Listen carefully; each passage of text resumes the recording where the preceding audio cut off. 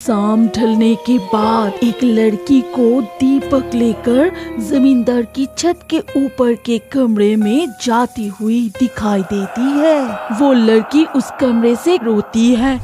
अमित और बादल दो दोस्त मिलके कॉलेज के एग्जाम खत्म होने के बाद बादल के बुआ के घर उदयपुर घूमने के लिए आए हैं और वो दोनों पूरा गांव घूम घूम के देख रहे थे। पता है अमित, मेरा उम्र जब 10 साल का था तब मैं बुआ के घर आया करता था। फिर इतने बड़े होने के बाद आया। इतने सुंदर गांव में तो छुट्टियां मिलते ही आ जाना चाहिए, लेकिन तू यहाँ इतने सालों बाद आया। पता है, इस गांव में एक अजीब घटना घटती रहती है। उसे सुनने के बाद यहाँ फिर कभी नहीं आया। और अब मैं बड़ा हो चुका हूँ, इसीलिए उस बात का और चिंता नहीं।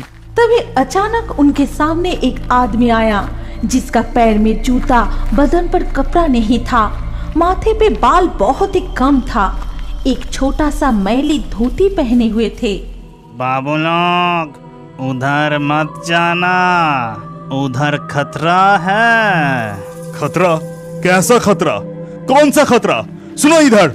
वो आदमी प्रश्न का कोई उत्तर ना देकर वहाँ से पास वाली जंगल में चला गया और ना जाने कहाँ गायब हो गया। ये आदमी अजीब था, न जाने कहां से आके कौन सा खतरे के बारे में बता के यहाँ से चला गया।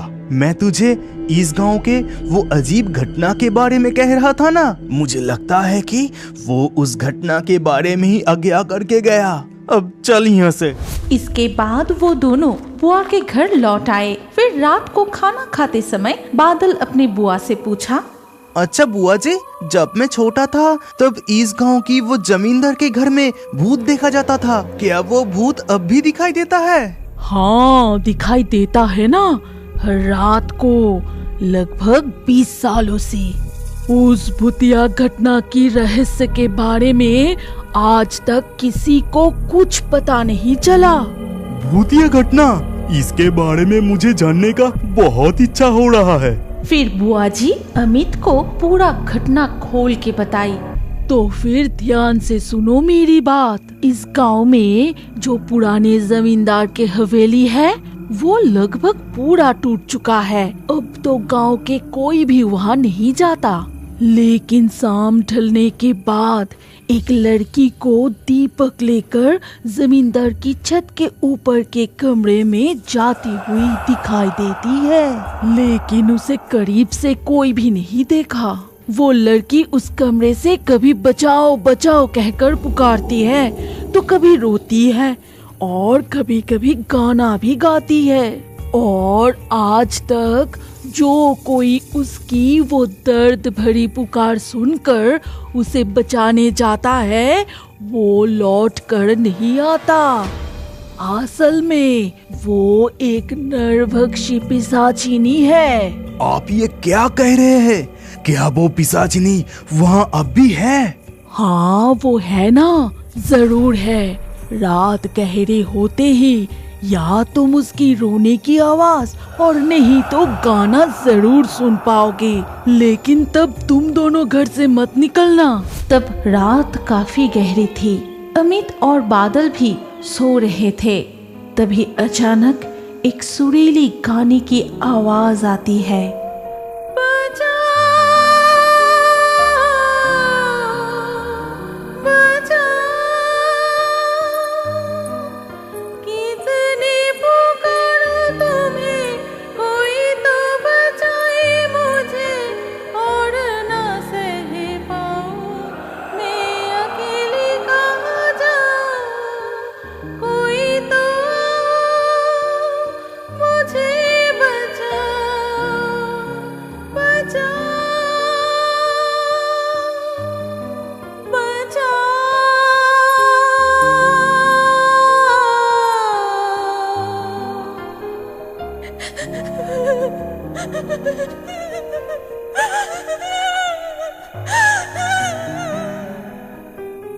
बादल, बादल, ए बादल, क्या तू वो गाना सुना? हाँ सुना है ना। कितनी डरावनी थी, लेकिन ऐसी आधुनिक युग में भूतिया घटना घट रही है। हम दोनों कल वो पुराने हवेली देखने जाएंगे, ठीक है? वो सब ठीक है, लेकिन दिन के उजाले में जिधर मर्जी जाना। अब सो जाते हैं, चलो। और सुबह होते ही बादल की भाभी चाय की 2 प्याला उनके हाथ में देकर बोली, क्यों भैया, कल रात चुड़ैल की गाना सुना? सुना है ना, उससे बहुत डर गया था। हाँ, इसीलिए शाम के बाद गांव के कोई भी घर से बाहर नहीं निकलते। सारे गांव के लोग, पुलिस, कितने तांत्रिक आए, पूजा की, लेकिन कुछ भी नतीजा नहीं निकला। अगर कोई गलती से भी रात को वहाँ चले गए तो उसका सर कटा हुआ लाश मिलता है। ये सुनकर अमित को डर लगने की बजाय उसके जानने की इच्छा और भी बढ़ गए। फिर बादल को अपने साथ लिए उस हवेली के तरफ जाते हैं और हवेली के पास पहुंचकर चारों तरफ देखने लगे। उन्हें कहीं भी कोई नजर नहीं आया। चारों तरफ बिल्कुल सन्नाटा थी। अचानक उनके सामने कुछ उछल पड़ा। अरे बाप रे, एक काले बिल्ली। अरे बाप रे, मैं भी डर गया था। चल लौट जाते हैं, ये जगह ठीक नहीं लग रहा है। अरे कुछ नहीं होगा, दिन के उजाले में चल हम अंदर जाके थोड़ा देखते हैं। फिर वो हवेली के अंदर गए और अंदर पूरा हवेली पेड़ पौधे से भरा हुआ था। चारों तरफ टूटे हुए हवेली के हिस्से बिखरे पड़े थे। अरे यहाँ तो कोई नहीं है, तो फिर उस तरह से गाना कौन गाती है? मुझे ये जानने की कोई शौक नहीं, तू यहाँ से चल।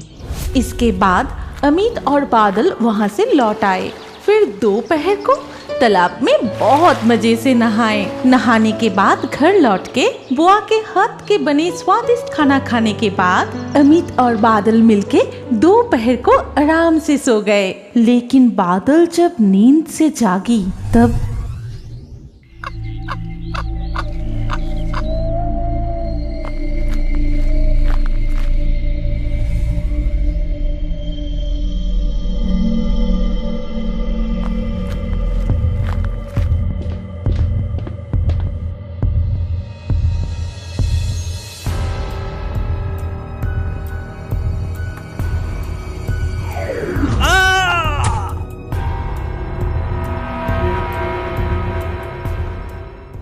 भाभी, अमित कहाँ है? कहीं नजर नहीं आ रहा है।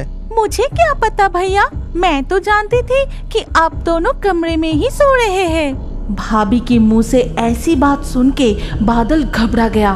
वो समझ गया था कि अमित कहाँ गया होगा। अमित बहुत बहादुर है, लगता है वो फिर से उस हवेली की तरफ गया होगा। बादल जितना जल्दी हो सके उस तरफ गया। तब शाम हो चुकी थी। चारों तरफ सन्नाटा। दूर कहीं से एक बगुला और मेंढक की आवाज आ रही थी, लेकिन अमित कहीं नहीं दिखाई दे रहा था। तब बादल ने सोचा, लगता है अमित तालाब की तरफ गया होगा, मैं फालतू यहाँ खोजने आया। फिर बादल तालाब के पास पहुँचा और वहाँ पहुँचने के बाद ये क्या, यहाँ भी नहीं है। कहाँ जा सकता है? कहाँ गया अमित? अमित, अमित, दोस्त अमित, मुझे बहुत डर लग रहा है। कहाँ है तू? लौट आ। फिर बादल अमित को पूरा गांव में पागलों की तरह इधर उधर ढूंढता रहा। देर रात तक ढूंढने के बाद भी उस रात अमित का कहीं अता पता नहीं चला। तुम इतना चिंता मत करो बादल, तुम्हारा भैया, पुलिस सब ढूंढ रहे हैं। अमित जरूर मिल जाएगा। भाभी, आज 3 दिन हो गए, अमित अभी भी नहीं मिला। लौट के अमित के माता पिता को क्या मुंह दिखाऊंगा? तुम जरा शांत होके बैठो भैया, मैं जाके तुम्हारे लिए पानी लाती हूँ। फिर भाभी कमरे से निकलते ही बादल भी कमरे से बाहर चला गया। इसके कुछ देर बाद बुआ जी, बहू, बादल कहाँ है? बहुत देर से उसे देखा नहीं। मुझे पता नहीं माँ, पर अमित को लेकर बहुत चिंता कर रहा है। हो सकता है अमित को ढूंढने गया है। उधर बादल फिर से उस पुराने हवेली के तरफ गया और वहाँ पहुँच के वो टूटे हुए हवेली के तरफ बहुत देर तक देखता ही रहा। तभी वो कुछ महसूस करता है और वो एक पेड़ के पीछे जाके छुप गया। अरे वो कौन है? उस दिन का वो आदमी है जो मुझे और अमित को इस तरफ आने के लिए मना कर रहे थे। दिखा जाता है कि वो आदमी उस टूटे हुए हवेली के अंदर चला गया और वहाँ से पूरी तरह गायब हो गया। काफी देर तक पुराने हवेली के अंदर से वो आदमी को बाहर ना निकलते देख बादल को मन ही मन शक होने लगा और वो वहीं खड़ा रहने का फैसला किया। फिर धीरे धीरे शाम की अंधेरा छा गया। तभी हवेली के तरफ से एक आवाज आई। अरे वो कौन है? वो औरत है, दीपक लेके सीढ़ी की ओर जा रहा है। क्या मैं उसकी पीछा करूं? नहीं, थोड़ी देर यहाँ और रुकता हूँ। वो औरत दीपक लेके धीरे धीरे हवेली के छत के ऊपर वाले कमरे की तरफ चला गया और थोड़ी ही देर बाद एक गाना सुनाई दिया।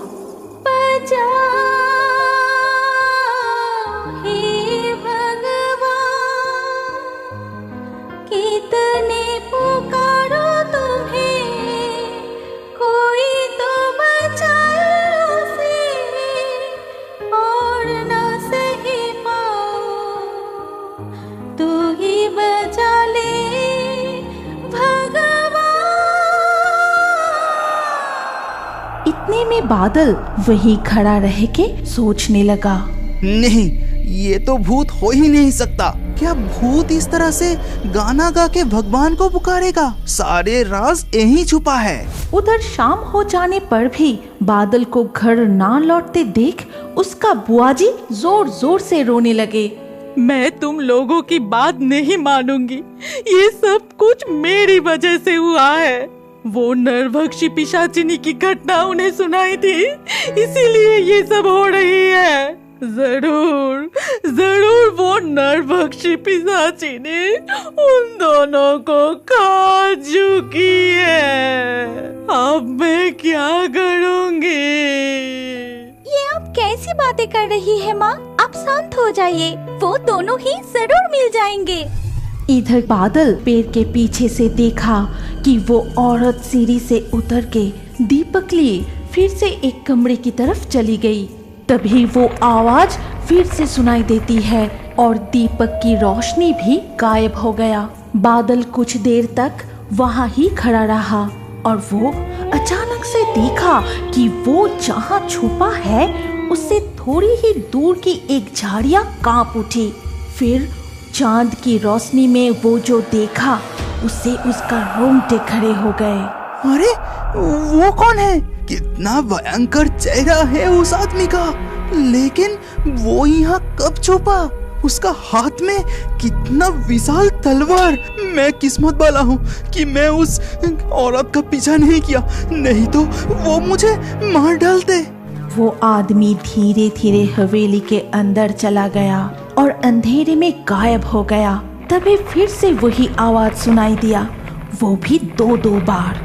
बादल समझ गया कि ये कोई पत्थर हटाने की आवाज है और वही उन लोगों का आने जाने का गुप्त रास्ता है। और कुछ मिनटों तक वहीं खड़े रहने के बाद बादल भी पुरानी हवेली के उस कमरे में गया। ओहो, बहुत अंधेरा है, यहाँ कुछ नहीं दिख रहा। लेकिन बादल भी हाल छोड़ने वालों में से नहीं थे। वो अंधेरे में पता लगाने की कोशिश करता है कि दरवाजा आखिर कहाँ है।